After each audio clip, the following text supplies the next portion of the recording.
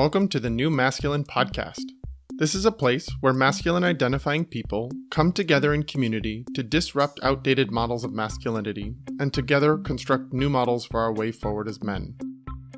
As a special note, while this conversation is between men, this podcast values all beings and seeks to create positive impacts for all. I'm your host, Travis Stock. I am a master life coach, an equus coach, which means I often partner with horses when supporting clients, and I'm a teacher.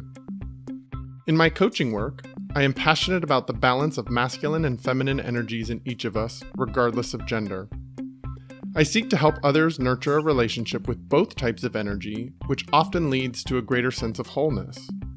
And yet what I found in my work with men is that many of us have been taught messages about what it means to be a man by first teaching us to avoid anything that is associated with the feminine. That avoidance leads to few experiences of intimacy, emotions outside of anger, vulnerability, or even a sense of belonging. Striving to comply with these models of masculinity has many of us feeling isolated, ashamed, unworthy, afraid, angry, and depressed. That's why I started this podcast, to bring men together who are ready for something new, something more whole. In last month's episode, we chatted with a United States Air Force captain and psychologist about men's mental health and modernizing masculinity. It felt inspiring and insightful to hear from a man whose identity straddles both traditionally masculine space we often associate with the military and the more internal exploration of mental health and well-being. And today, we're lucky enough to continue learning from a man who similarly lives between those worlds. Christopher Lee Maher is a former Navy SEAL turned mental health expert who focuses on helping others identify and move through the fight-or-flight responses that prevent them from reaching their full potential. Look, there are many elements of our current world that lead to stress. And over time, that stress, if not resolved, begins to accumulate and wreak havoc on our lives. But Christopher is here to teach us how to not just manage that stress, but to truly resolve it. On a personal level, he identifies as a teacher, as a healer, and as an artist. So let's continue our learning from men who infuse the lessons from their military training into the well-being work they offer to others by welcoming him into the new masculine. Thanks for joining me, Christopher. Happy to be here. Happy to serve. Oh, I love that element that you're happy to serve. I would imagine sort of your military training kind of infused some of that into your life. I'd love to hear a little bit more if there's anything that feels important as a way of identifying who you are, or as people getting to know you before we jump into the meat of this conversation. I mean, I'm unique in one sense and the same as everyone else, right? Here on Earth, in the middle of some very chaotic times, and looking for as many opportunities as I can to show up and serve others and to serve myself powerfully and find people who can come in and impact my life in a positive way. I love that balance because I think as someone who's similarly inspired to help be of service to others, I can sometimes lose that element of being of service to myself as well. And so I love that you hold those both as really important and powerful. Yeah, I mean, in this time when I was watching something, maybe it was like on Joe Rogan or one of these podcasts where they're talking about toxic masculinity. Mm-hmm.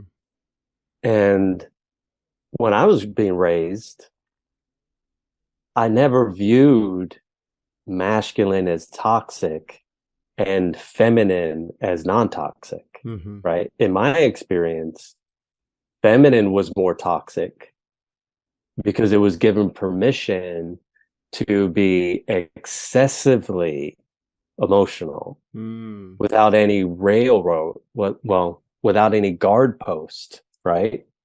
To hold them in. So I have been actually at the effect of toxic femininity. Yeah, I mean, I think that's the reality of any kind of energy is that it can come from a profane or toxic kind of place. I think you are pointing to something that our culture is having a lot of conversations more around the toxicity of masculinity. On this podcast, we don't choose to use that kind of language. I don't necessarily know that shaming people is a really great way to help heal and transform the ways we engage in our relationships with each other. But I do respect that there has been some reasons to call out bad behavior in this world. And I think that we all have our own versions of what has felt toxic or traumatic to us in our lives and has shaped who we are. I'm really curious to know some of the stories, more of the details of the stories that you're sort of sharing around what it was like growing up as a boy in this world for you. Yeah, I mean,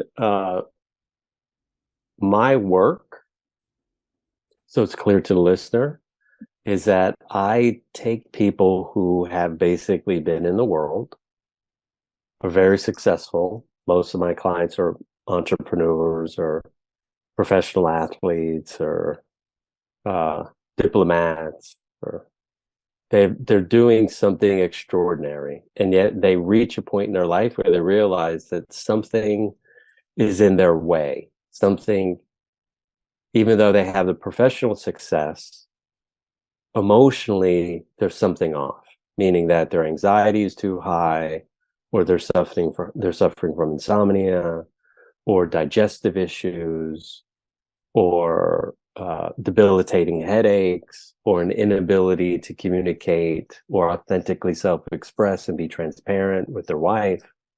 There's all these other things going on underneath. And as I start to pull back the curtain, what do I find that's consistent in every one of those cases? Children that grew up in a toxic environment.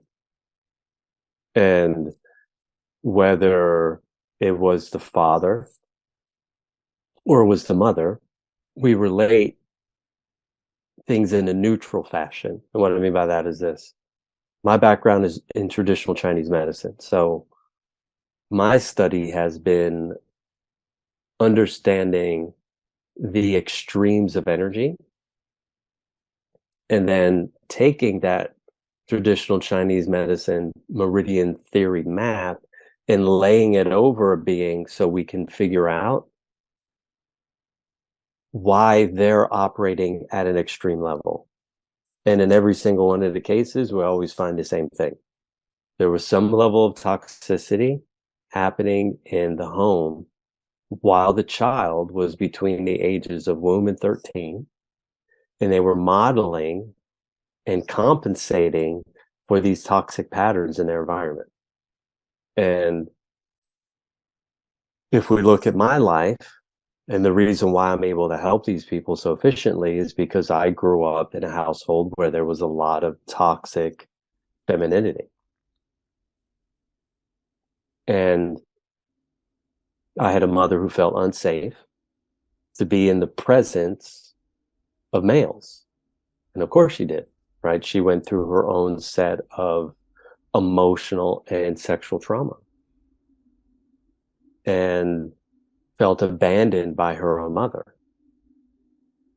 and drank heavily here and there, ate heavily, and switched between two personalities: Tinkerbell, full of excitement and energy, and Godzilla.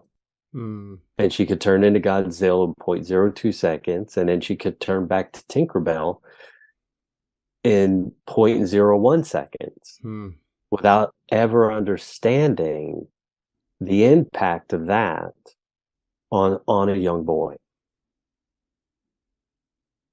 And my mother chose to take her life when she was 29, right? The emotional stress and the toxicity that she dealt with was too much. She had no tool to get back to neutral, to begin to understand why she went through what she went through. And there were no answers. There were no support systems then in the early 70s for women who went through traumatic things like that. And my mother was told very clearly that this is what men are like, and she should get used to it. And so that message being passed on to her was, hey, masculine energy, men are toxic, and this is what you have to deal with. Wow. And so that was a tenuous environment to grow up in, because I was always walking on eggshells. Yeah. Yeah, as I right? was listening to you, I was imagining what an impact that would have on a child's nervous system to constantly have this sort of fluctuation between Tinkerbell to Godzilla back and forth, For and sure. not learning how to regulate because you can never predict what's about to happen. Yeah, like you don't know, like when the key goes in the door, you have no idea who's arriving Mm-hmm. home, right? And imagine what? So my mom's 27. I'm 5 years old at that time. Is she getting work that's bringing a satisfactory income home? No, because guess what? In the 70s, men were paid a much greater wage for the same level of commitment to their professional life. Mm-hmm. And so my mom had struggles from all ends, energetically, emotionally, spiritually, financially. And so there was a lot of depression in the field, right? There was a lot of anger, a lot of frustration. And when you grow up in an environment like that, you have to figure out how to adjust so you can stay out of the free fall that's happening around you with your mom. And that's unfortunate because who's there to make the little boys and the little girls feel safe at home with clear directives in an open, spacious environment? Mm. Well, in the 70s, the moms were because the dads were at work, right? Look, it's 2023. Things are obviously different now. Yeah. Yet that's the environment that I was raised in. And a lot of people that I work with are somewhere between the ages of like 25 and 65. And so they went through some layer of this. And the older they are, the more extreme the environments were. I was watching a TV show last night, and I was explaining this to a friend a week ago. And in the TV show, um, the man grabs the woman and just slaps her, right? And this is black and white TV. Okay, so this show was probably from the 60s. And that was acceptable behavior. Mm-hmm. And she does her dramatic, like, oh, Rick, I'm so sorry. I think I really love you. And I'm thinking, hold on. These are the messages that we were receiving through Uh-huh. TV Yeah. of like, yeah, if you're a masculine man and you're a really feminine woman and she disagrees with you, you just slap her, you grab her by the wrist, and you walk out the door anyway. And by the time you get to the car, she'll be in agreement with your perspective. Right. Because her role is to acquiesce in that moment. Yes, Yeah, right? for sure. Yeah. And I'm looking at this and I'm going, I cannot believe we still turn on the TV and have to watch this. But yet I was raised in an environment where that's what was on TV. Right. And I think about all the meta messages that were coming through from my mom and her behavior, but also from the environment through TV, through magazines. And I was born the day that JF Kennedy, uh, not JFK, the day that Robert F. Kennedy died. Mm. Okay, so you can imagine what it was like coming into that energetic envelope, especially as an Seriously. African American child, right? Where Robert F. Kennedy was what? He was the hope of the African Mm-hmm. American people. And to see him snuffed out and to be born in Philadelphia, right? An African American city, and have that message come through the day I'm born, right? So I'd say growing up was probably difficult emotionally. Yeah. And I can see why I do the work that I do today and why I'm as effective as I am because of my commitment to growing beyond my own limitations and serving myself powerfully so that I can serve others. Hmm. Yeah, I'm so glad you're bringing up this topic around sort of like childhood experiences and trauma at early ages, because I think that that's what I find in my work. Prior to becoming a coach, I was an investigator for Child Protective Services. So in the home, looking at abuse and neglect in homes. And there's so much to be said about what do we imprint on, what do our blueprints for relationships become from our early experiences that we then carry into our adult lives.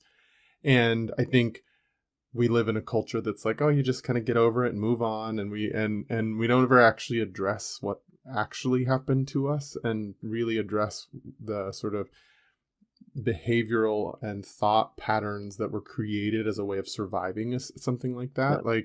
And so we end up being adults moving through the world with adaptive strategies that were created in early childhood before the prefrontal cortex of the brain was fully formed, before we understood abstract thought in certain ways. And so so much of my work ends up being like, how with people is, how do we take a look at what those adaptive patterns were that we created at those times, look at how they are either serving or not serving us at this point, and learning to adapt them, learning to evolve them so that they no longer are, it's that like 3-year-old child that's running the show that's trying to just protect us and keep us safe. So I'm really glad you're bringing this up, because I do find in all of my work that some of those early childhood experiences are some of the most impactful places that people can really focus on and transform their relationship to themselves and the world through.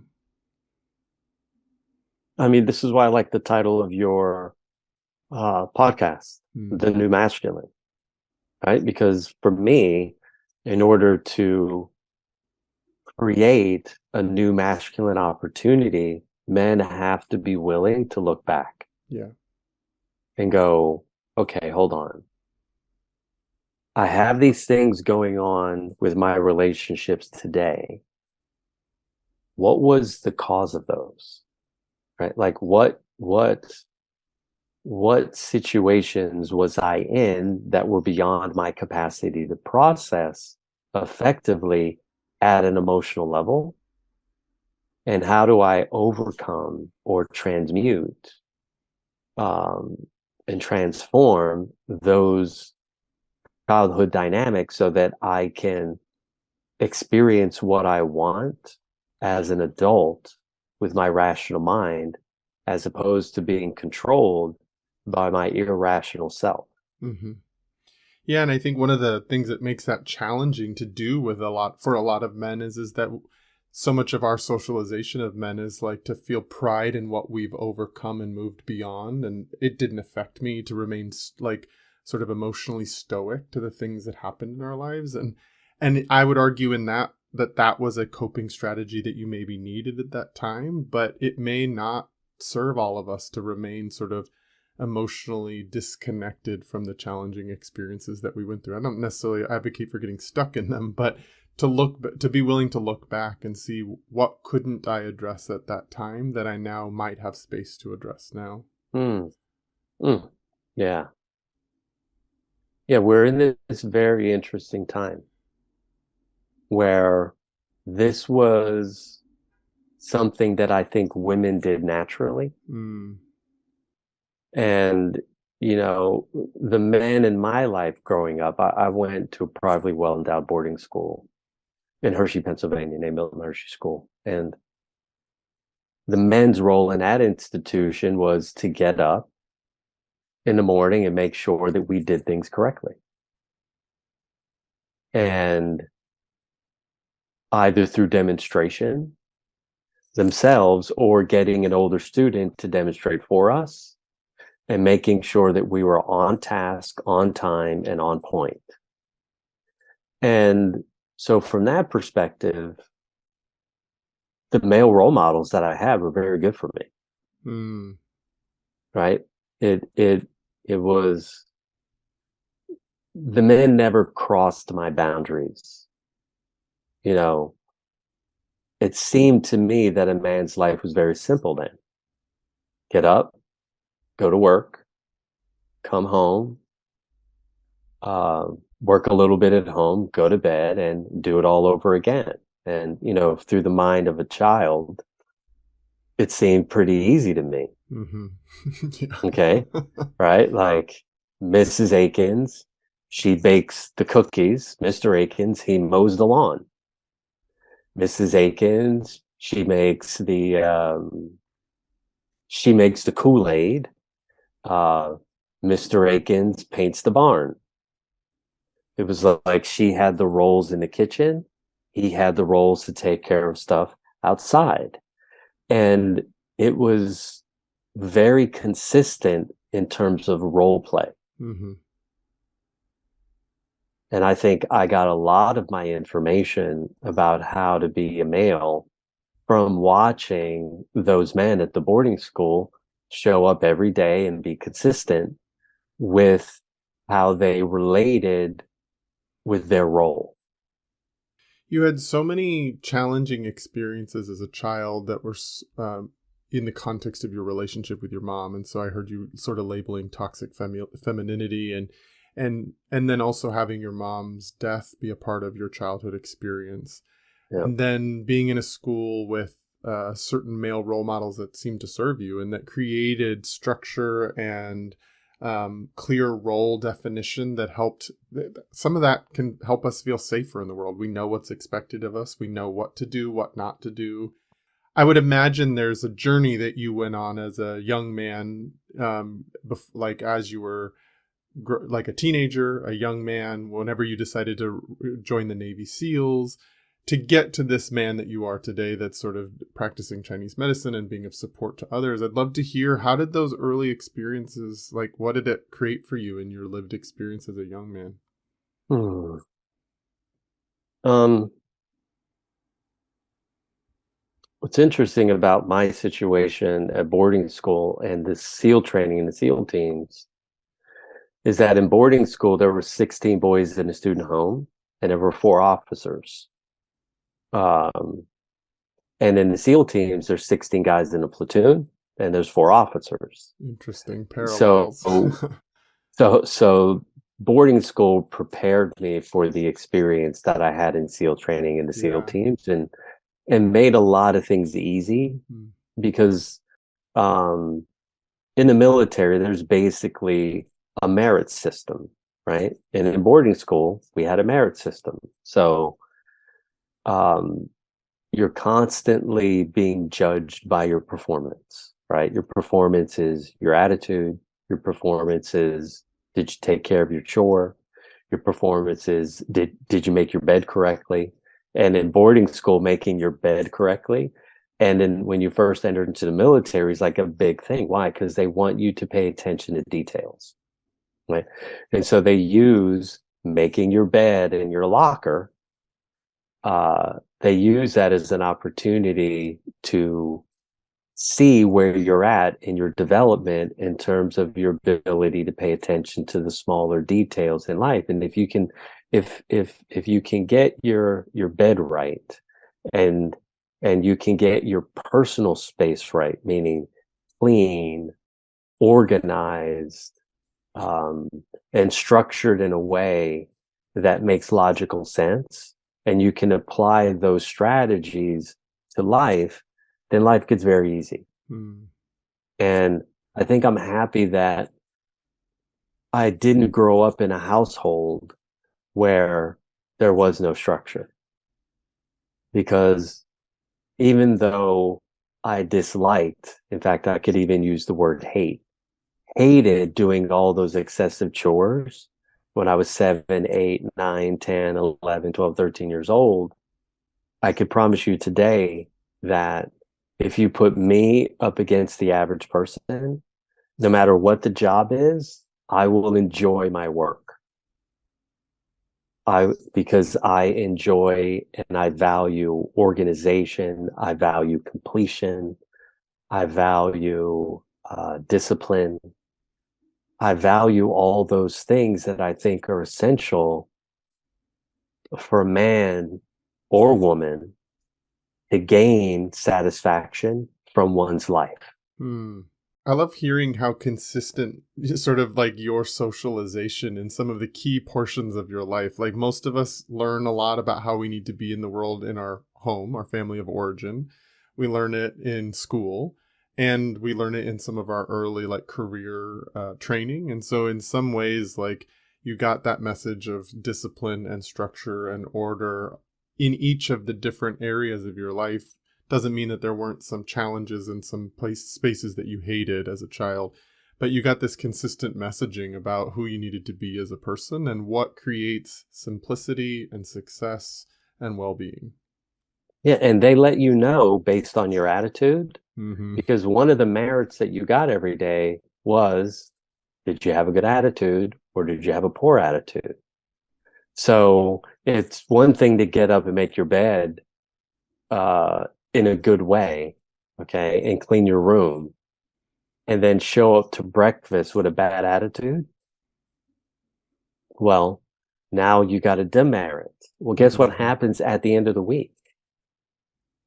At the end of the week, your privileges for the weekend are based on the merits or demerits you got that week.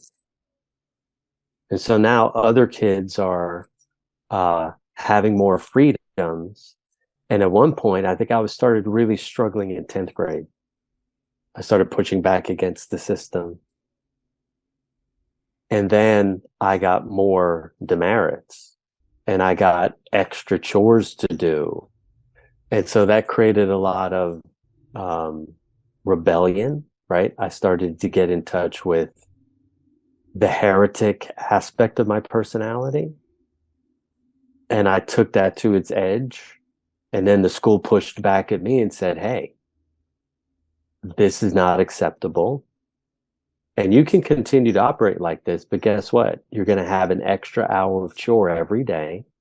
You'll have no privileges on the weekend. And when everyone is enjoying themselves, you'll be sitting in a corner. No book, just sitting in this chair. And let's see how much you enjoy that. And then one day I woke up and I was like, yeah, I think I'm done with this exploration of pushing back. I'm in a system. They're giving me no leeway. They're saying, hey, Christopher, look, life is unfair. Everyone that's here has to do the same stuff. Whether you like it or not, it's irrelevant. Figure it out. And I had enough chores, extra chores, to figure it out. Like I let my mouth run and get me in trouble. And then I had to deal with those consequences. And in a certain way, I'm grateful that I had those consequences, given the circumstance that I was in, right? No father around, a mother who committed suicide, being raised by an elderly grandmother who puts me in a boarding school. My back is against the wall. I have to learn to surrender my ego and get along with the environment that I'm in, whether I like it or not. And that's why I said earlier, you can put me in any situation, any country, any dynamic. I can gain satisfaction every day from how I'm being and from what I'm doing. Mm-hmm. Beautiful. Yeah, I'm struck by sort of like the learning that your teenage self had to do that maybe your childhood didn't teach you. Sort of like in some ways you were sharing about the unpredictability of your mom's energy and mood.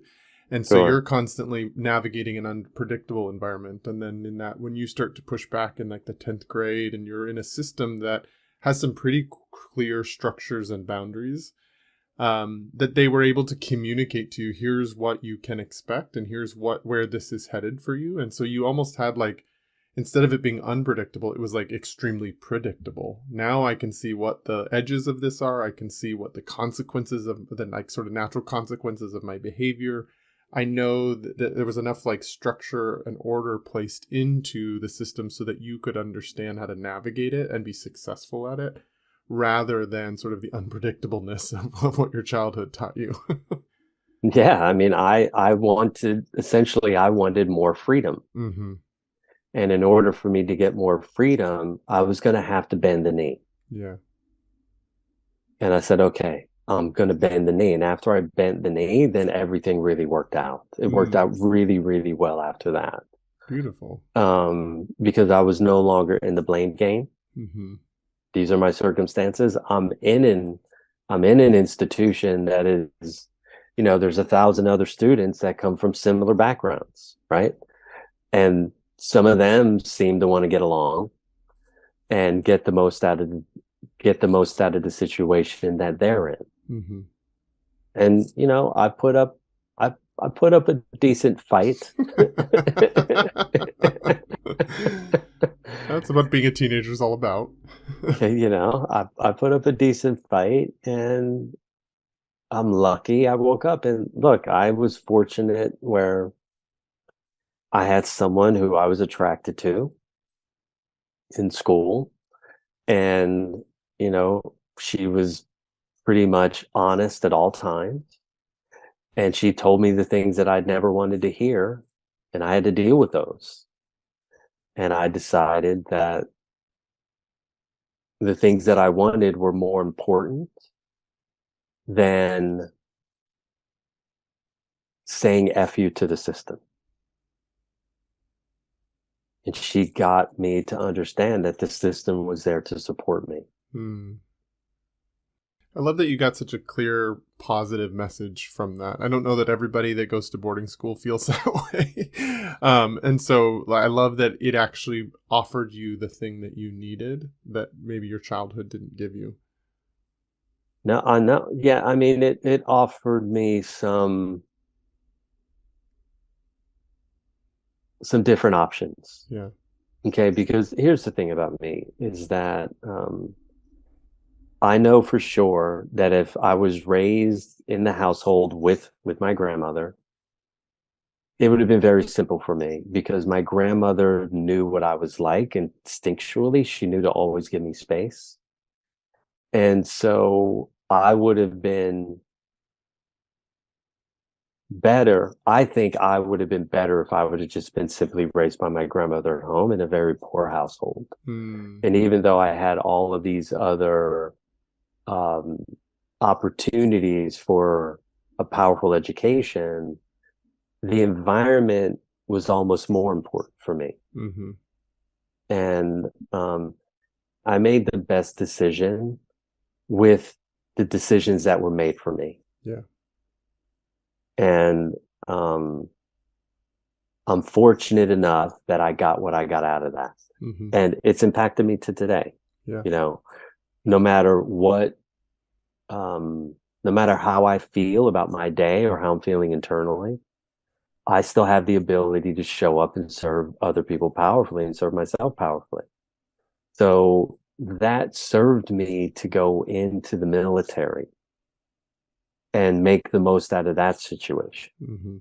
And I wanted a challenge, and I knew that SEAL training and the SEAL teams would challenge me to the next level. Just a small challenge. Yeah. A, a little bit. And they kept their promise. Mm-hmm.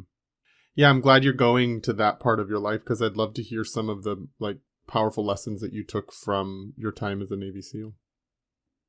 Everyone who goes to SEAL training has their own challenge, right? And some guys, they run slow. Other guys, they swim slow. Other guys, their mental aptitude is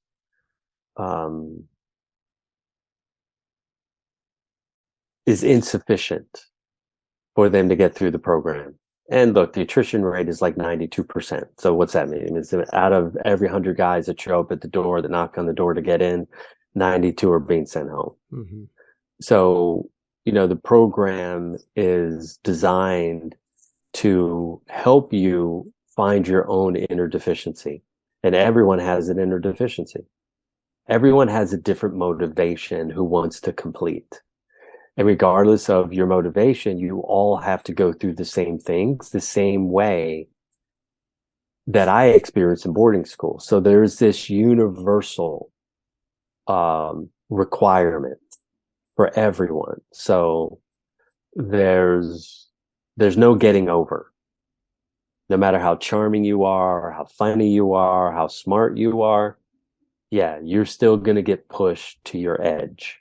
And you're going to have to figure out in the middle of that discomfort, am I going to quit or am I going to address this head on? And I had two challenges. One, I was very lean. And so I kept getting full-blown hypothermia. So my core temperature was dropping to 87 degrees. Mm. And that's quite cold. Okay. And the other thing is that because I grew up in a household with a mother who was emotionally aggressive verbally, I had to deal with instructors who spoke really loud and really fast and were really sharp with their words, how that put me into a fight or flight state. So both of those situations would drop me into that fight or flight response.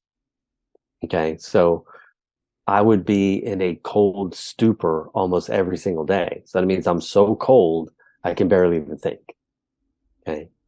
And in SEAL training, their job is to put you in an uncomfortable situation, see how you're going to respond, because they need to know what kind of decision maker are you when you're cold, when you're wet, and you're miserable.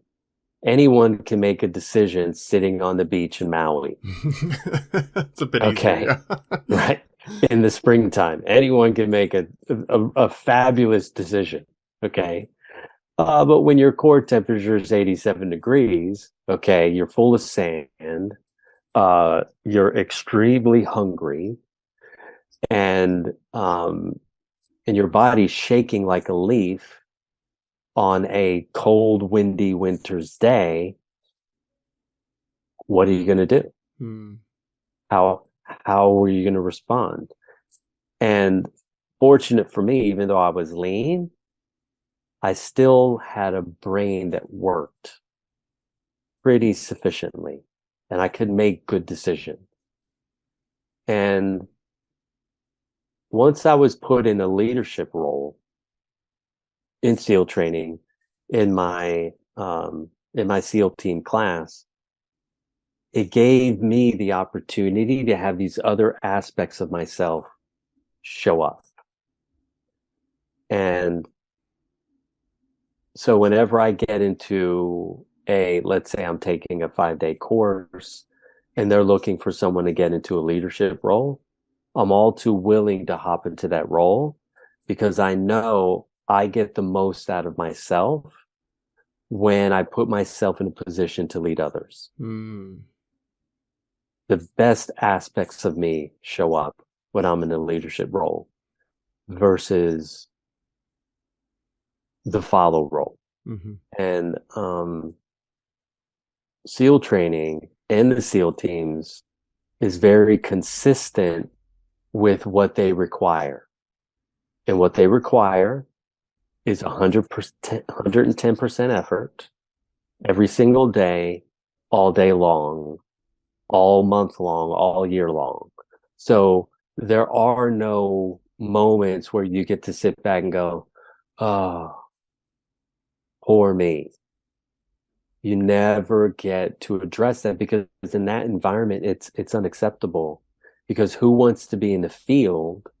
Who wants to be on an operation and someone's complaining about the blister on the outside of their right heel and all 15 other guys have blisters Mm-hmm. and we have another 14 kilometers that we have to hike in to this direct action crossroad. Mm. Like, who wants to hear that? So there's no complaining, there's no whining, there's no bitching, and there's no moaning.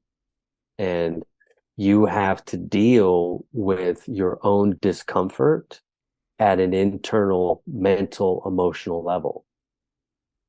And you have to be present on the outside, which means you need to be present on the inside. So little things that would cause other people to say, hey, I've had enough, are things that motivate us to actually give more Mm. as opposed to show up less. Mm-hmm.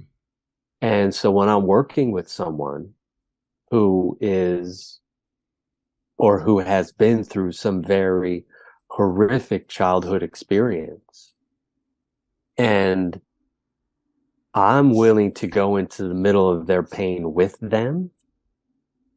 And when they offload these tears or they offload this anger, I can sit in the middle of their anger, in the middle of their sadness, in the middle of their hopelessness, in the middle of their depression with them.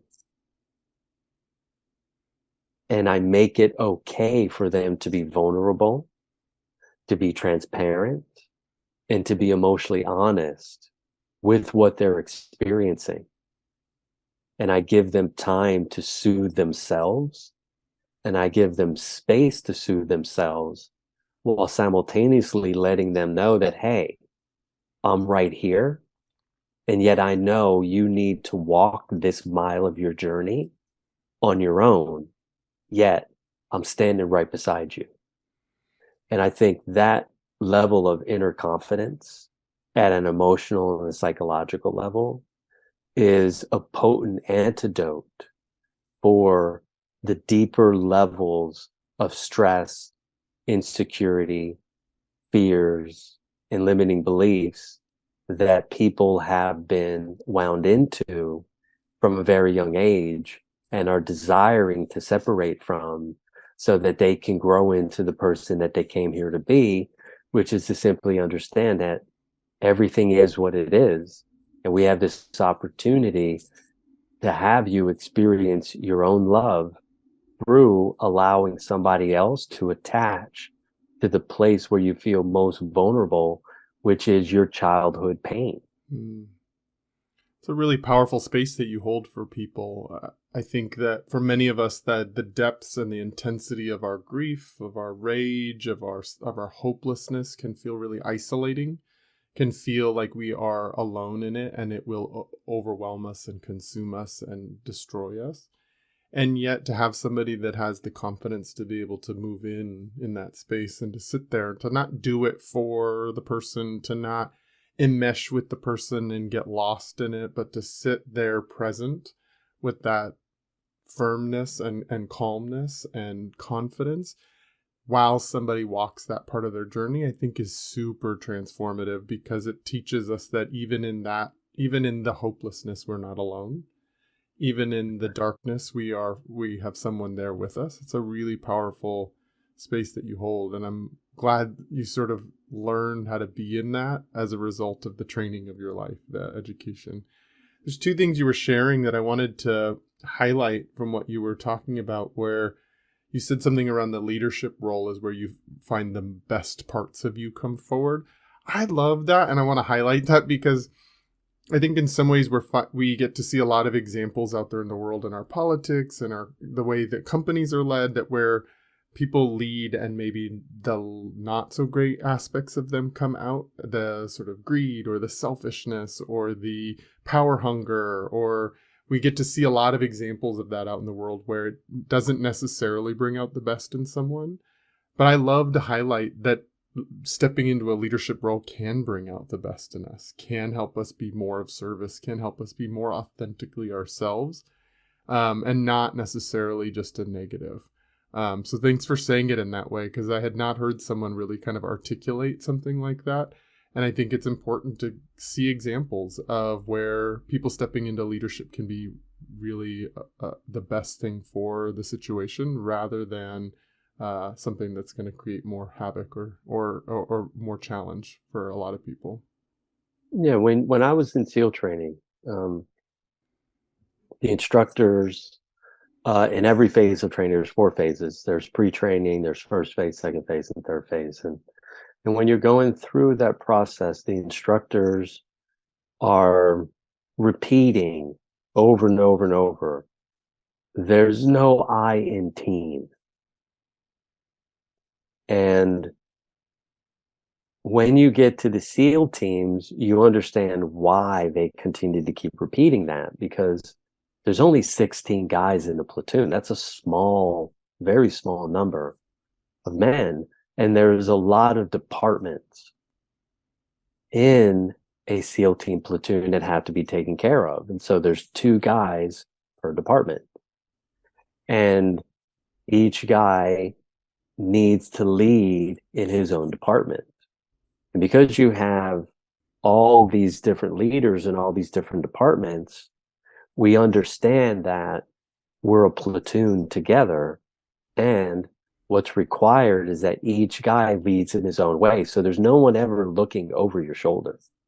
That's really powerful to recognize that in leadership, we also don't, leadership can be really connected to the we, to the team, to That's the, right. to the collective.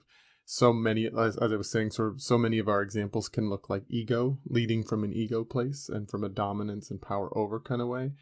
But to know that you can lead in your own authentic way and still stay really connected to the collective is really powerful. The other thing I wanted to draw you out on, because it was sort of what we were talking about initially in the beginning around men being willing to look back at some of their blueprints or some of the ways that they were imprinted on in their relationships. You were sharing that you grew up with a mom that was loud and emotionally charged in the way that she approached you. And you noticed that had an impact on your childhood nervous system. For sure. That it created that fight or flight response that would react Yeah. to that because of the way she would show up. And then you're in Navy SEAL training and they speak in not the same way, but in a similarly intense sort of fashion, which triggers the nervous system again based on Yeah. a previous experience. That's exactly what we're talking about when we're talking about men being willing to look back is that the things that are playing out in our current lives are often some form of something we've experienced in the past and ways that our nervous system has learned to relate to the world. And then we can try to navigate just the one thing that's happening to us that might be putting us in fight or flight, and that might have some impact to de-stress the current moment. But oftentimes there's patterns and habits around that our bodies and our nervous systems take on. And so if we actually look backwards, we can have, like, it's more bang for the buck. You can get to the actual root of it rather than just sort of treating that momentary symptom of fight or flight. So I wanted to highlight that because it's such a perfect example of where unconsciously our past gets brought into our present, and we're sort of navigating both the adult self and the child self in that same moment. Yeah, I mean, the work that I do with people is exactly that. Because without someone going through a deep investigation with you from a position of neutrality, it makes it very difficult for most humans to understand how the past is impacting their present day to day, right? My experience is this: people who are very focused on the future have a lot of stuff that's unresolved in their past. And the goal of my work is to get the person in the present day to day. And in order to do that, we have to go back and resolve the stressors, well, let's say the excessive negative stressors, the traumas, the distortions, the limiting beliefs, the insecurities, and the inner deficiencies that we picked up from mom and dad. Mm-hmm. And as we start to resolve those, then guess what happens is the person's future starts moving closer towards the present day to day. Because well, you've got the past here and you've got the future here, right? And people are either way back here or they're way over here. So what's the solution? The solution is very simple. Everything you resolve in the past will allow your future-minded self to come back to the present. And then you can eventually, as you resolve enough of that, you have an opportunity to experience the now. And in the now is where the magic begins, because now your nervous system is operating out of a state of stillness. And so you have an increased amount of awareness, you have access to more light, you're more awake, and you're much more conscious. And imagine if I'm awake, I'm conscious, I'm enlightened, and I'm aware, what kind of impact am I going to have on the world around me? The impact is going to be immediate and profound everywhere I go and everything that I do, because now I'm a fully conscious, amalgamated being who's able to meet people where they're truly at and elevate them to where they really want to be. And what could be more powerful than that? Totally. It reminds me, the doorway that I use to take people into that awareness around their nervous system and where it's operating from is I do a version of coaching that involves horses. And so I put people in a round pen with a horse that doesn't have the normal control mechanisms attached to them. And part of their survival mechanism is to be a very sensitive creature in the world that can feel different things and respond to how our respiration rate, our muscle tension, our heart rate, our hormone production. And so they're constantly like an external barometer of what's playing out on the inside. And I think oftentimes many of us discount that what's happening on the inside is not impacting the external environment. And yet what I get to see, what my clients get to see, what I've seen is that when you stand in a room with a horse who has its own free will and choice, you will notice the impact of your nervous system greatly as you step into that space, as you engage in that relationship. And then you get to reflect on what's creating that,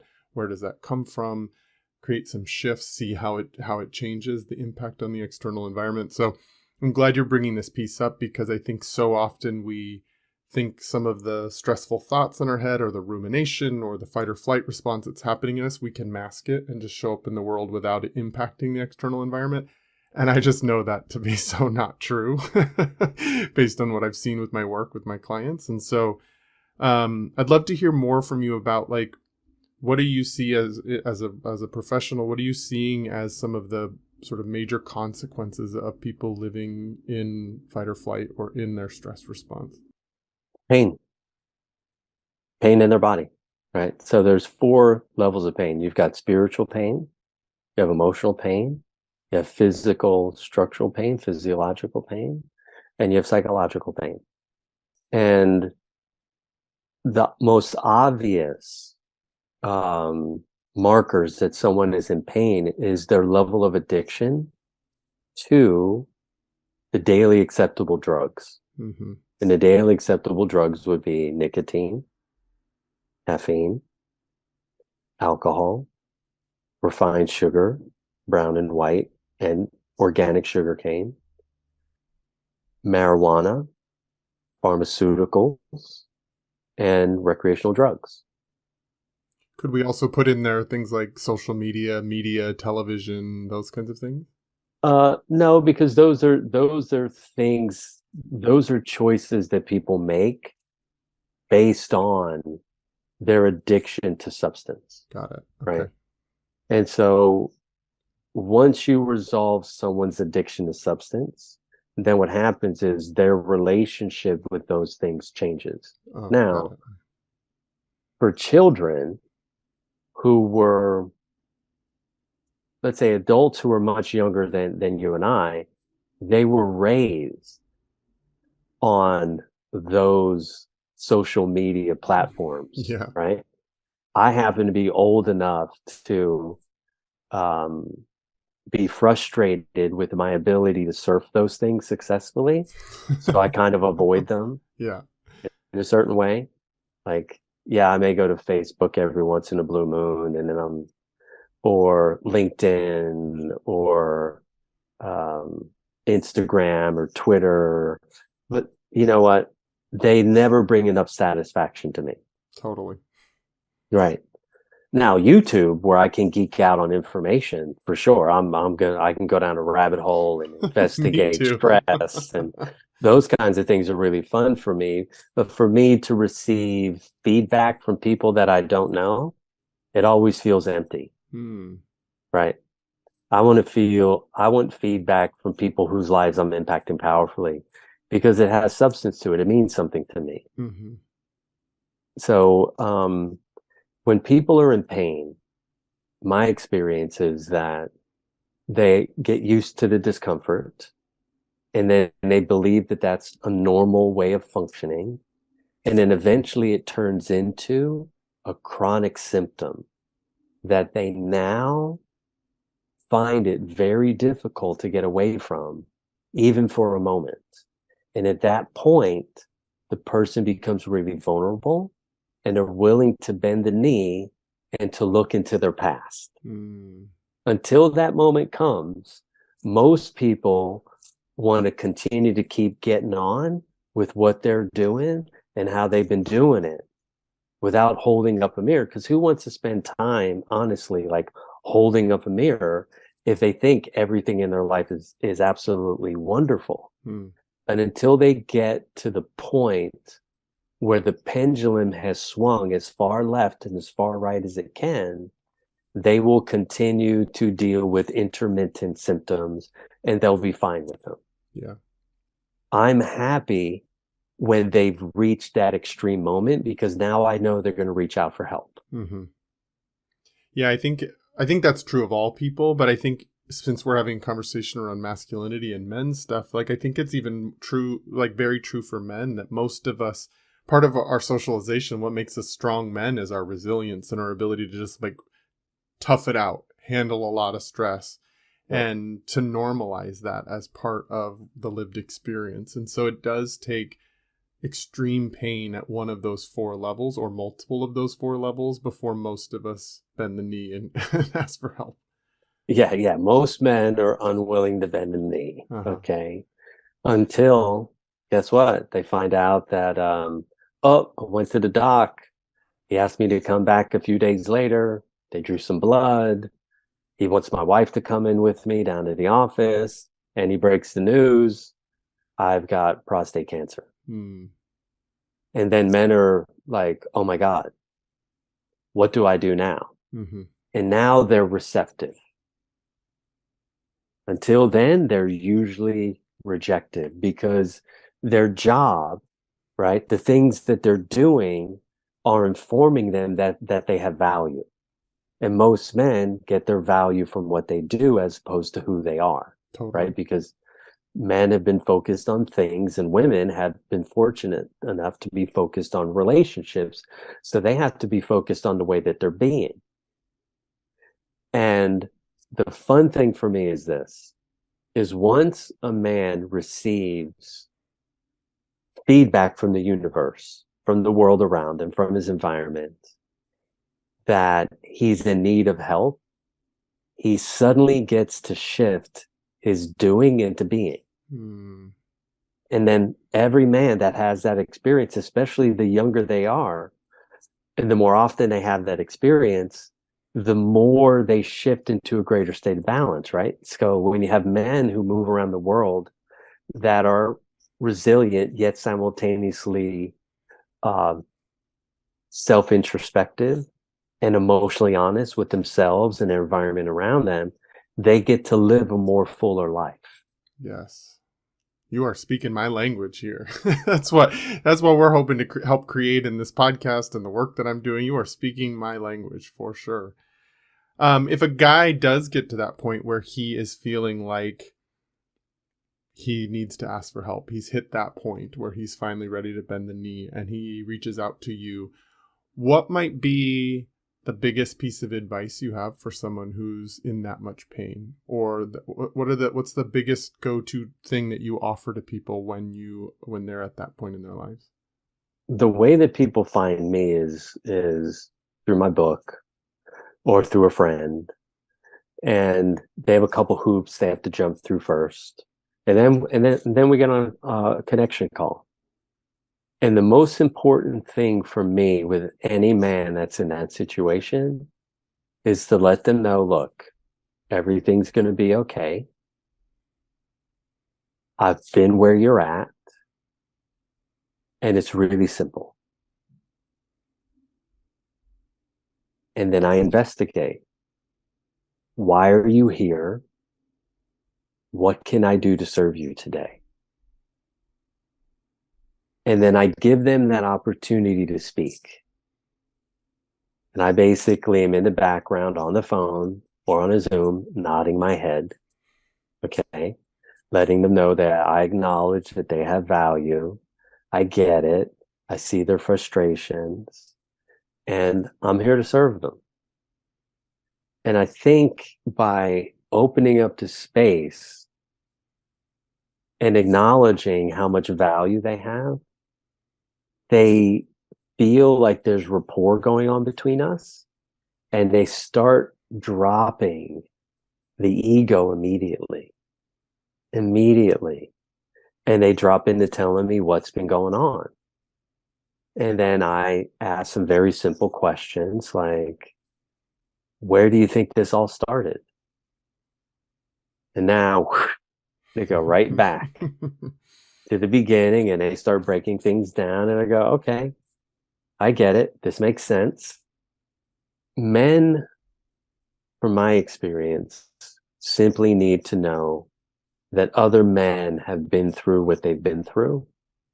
And then they're all too willing to be receptive. Right. And I'm in a good position because I'm a former US Navy SEAL. And who could be more resilient, right? Who could be more publicly seen as more masculine, more determined, more focused, more clear, more objective driven than a Navy SEAL? Because that's what our life is about. Yeah. And once a man gets on the phone with me and they know I'm willing to be receptive, that I've been through what they've been through, they're willing to bend the knee because they know that I've bent the knee and they've already read my book. Now, if I meet someone on a plane, knows nothing about me, all I simply do is listen. Like, hey, man, what's going on? You seem a little bit stressed. Well, I got this going on and that going on, and okay. And I listen. I open my ear and I listen. And I acknowledge how important they are. And then I may give them little bits of advice like, hey, this conversation you're having with me might be a good idea to have with your dad. I think he'd really appreciate it. Really? Yeah, I think if you were to bend a knee in front of your dad, I think he might be able to bend the knee. Like, think about what it was like for your dad who was born in 1940. Oh, I didn't think about that. Imagine what the world was like then. Oh, yeah. So I think it'd be good if you called your dad, maybe tonight or tomorrow. Yeah, you know what? I think I'm going to do that. And I think simply inviting them to take a risk, right? An emotional risk, which is to let someone in on what they're suffering from. And I tell them, look, find a friend, somebody you trust that'll simply listen. I think once they know that that's okay, and they have that experience with their dad or with their brother or with their college friend, their college roommate, now they can have that with anyone. All men need to know is that they have a right to do it, and two, that once they do it, they'll be successful at it. They're going to do it again and again. Men are intelligent creatures. Women have had the benefit of having mothers that teach them how to be women. Mothers rarely ever teach their sons how to be feminine. And because that has been left out for most men out of their training, they find it very difficult to be receptive, and they lean on stoicism as a means of their primary way of relating emotionally when they're overwhelmed. And that is the biggest challenge to the growth of the masculine. I couldn't agree more. I couldn't agree more. And I just appreciate that you're highlighting that piece around, because it's what I find in my work when I've done men's collective groups is most men are actually really craving some intimacy and vulnerability. They just they need to be given permission first. And usually once the first man's willing to bend the knee, the rest of them follow around with it because it gives that permission structure. And so I love that sort of invitation that you offer to that person that's on the plane, that guy that's on the plane that you're telling, talk to your dad. Like, we can also lead by being the first to bend the knee. We don't have to wait for others Some of us will be able to lead in that way. Some of us will need others to do it first. But there's sort of an invitation that this is where we're headed, and this is where the new masculine starts to really flourish, is when we are willing to bend the knee, when we are willing to be emotionally vulnerable, when we take that risk that many of us were taught not to take growing up in our training. But now we have the opportunity to do that, to add to our tool belt rather than to subtract from it. So I really appreciate that. And I think that's a really wonderful place for us to like sort of leave our conversation off.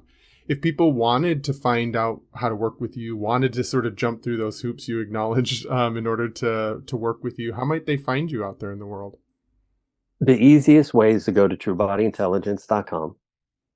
And on truebodyintelligence.com, there's some information. It's written in a way that is outside of language that people are used to, because I had to create an understanding around all of this that was unique.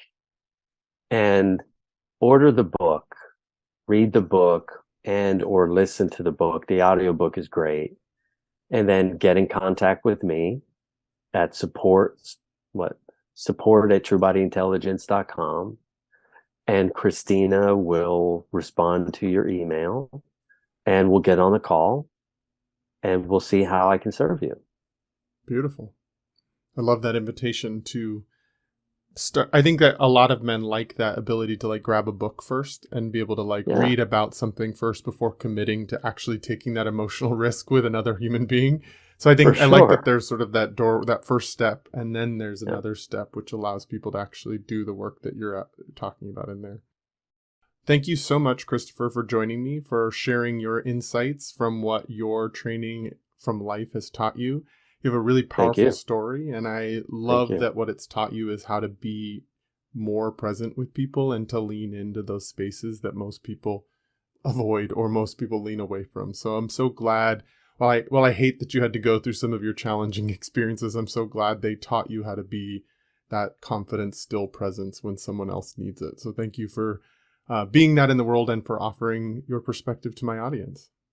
Thank you. And we need people like you who are, one, educating themselves, standing in for children, willing to build a platform based on the data and information that you've collected from your own life, and invite people on like me so that we can have powerful co-creative conversations that inspire other men to realize that, hey, there's this whole other aspect to you that is desiring investigation, attention, and affection, and building a safe platform for people to be able to get enough courage to take a risk is what the world is in need of right now. So thank you for doing what you're doing too. I appreciate that. Thank you. It's an honor and a privilege.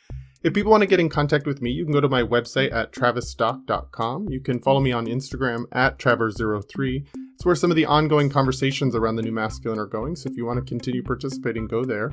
And if you're enjoying the mission of this podcast and want to become a supporter, please go to patreon.com/thenewmasculine. Thank you so much, Christopher, for joining me. And until our next episode.